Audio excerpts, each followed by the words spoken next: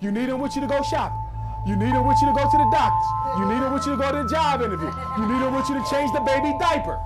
No man wants to be, okay, a custodian of a woman. He's marrying you. He's not raising you. If you got dependent personality disorder, you won't be in a relationship long.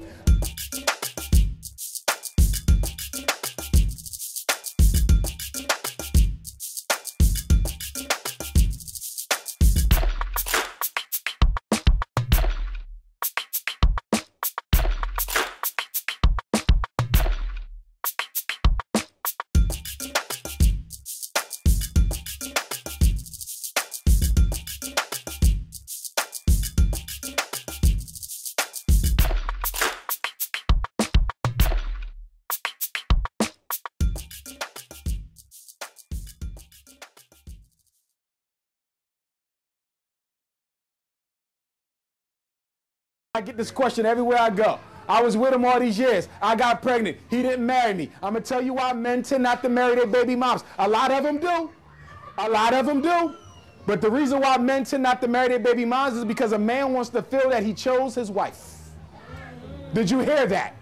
A man wants to feel he chose his wife. He don't want to feel like he was forced. If a man thinks you deliberately trapped him, he will not marry you because you broke his trust. The balance and power between men and women is y'all choose when the babies come, but we choose when the wedding bells ring. Did you hear that?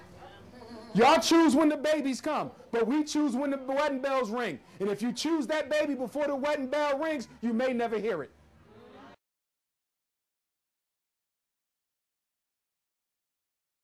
Ladies, don't marry this type of man. Narcissistic personality disorder. This is the male version of histrionic. Women tend to be diagnosed as histrionic, and men tend to be diagnosed as narcissistic. They both think they're what? God's gift to the world. Don't you marry one of these brothers. God's gift to the world. He expects you to treat him like he's a superstar. He requires excessive admiration, lacks empathy, and can be very nasty to other people.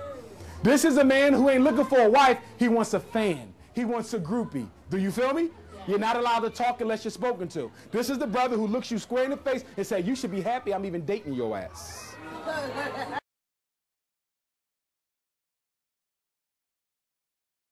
Okay, low self-esteem, don't think you can do better, pathological loneliness, you can't stand to be alone long enough to fix your problems, emotional neediness, low self-worth, or you got a core belief that you deserve punishment. Women who constantly attract these type of men, okay, believe these types of things.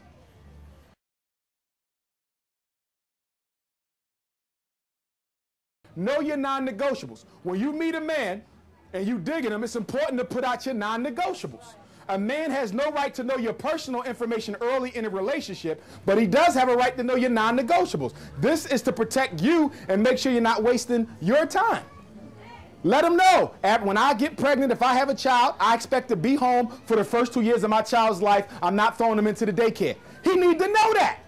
You don't throw that on him once you get pregnant, okay? That's very important. Put your non-negotiables out there. The problem is you don't put them out. You want to hide them because you don't think they're too attractive, and then you want to throw them on them at the last minute, and it destroys the relationship.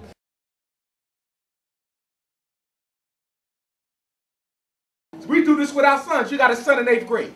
He's an awesome basketball player. Now, guess what? He's also brilliant.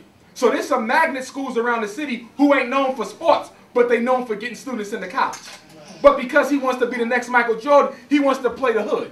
Because the hood is in Sports Illustrated for the #1 basketball team in America, but they're also in the Daily News for most shootings after school. Are you with me? Yeah. So for a decision like that, you got to let your son know, look, if you are as good as you say you are, it don't matter what high school you go to, you're going to get discovered. Are you with me?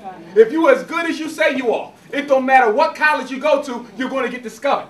It doesn't matter the name on the shirt. It's the brilliance and the ability in the mind of the person who has the shirt on. So I'm saying that to say sometimes we let our kids make adult decisions. And what you got to understand is this, mothers.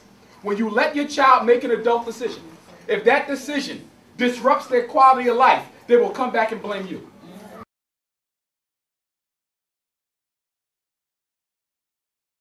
Where the grandmom is raising the kids, and the daughter is leaving the kids on the grandmom with no guilty conscience. Do you want to know why? I know because I talk to these girls. You know what they tell me in high school? They say, Mr. Johnson, if she didn't let me let my boyfriend, If she didn't let me let my boyfriend spend nights in her house, I wouldn't be pregnant. So because she let me mess my life up, she's also partly responsible. So when I leave my kids and go out all night, no, I'm not guilty. You want to know why? Because if she was doing her job as a mother, I would have never had those children. Are y'all with me? Understand this. Sometimes I know it's difficult to look your child in the eye and take something from them that you know that they want. I know it's difficult, but I always want you to say this to yourself whenever you're faced with a situation like that. Will he love me 10 years from now for having done this? Or will he hate me 10 years from now from having done that? Do you follow me?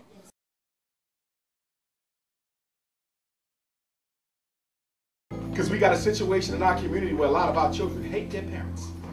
They're hating their mothers because you put men in front of your sons. You're putting men in front of your daughters. Let me tell you something about a child. You cannot lie to the spirit of a child. When that man comes into the house, the child knows right here in their heart whether he's here for my mother or here for me too. You follow me? You can't lie to a child. I got kids coming to me all the time.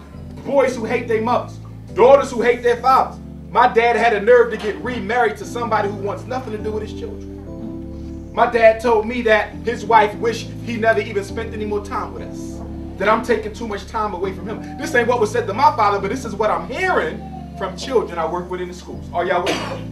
Understand this. You can have 1,000,001 husbands, 1,000,001 boyfriends, 1,000,001 bed partners. Those children are yours for life. And you better make sure you put them first and never put a man above them.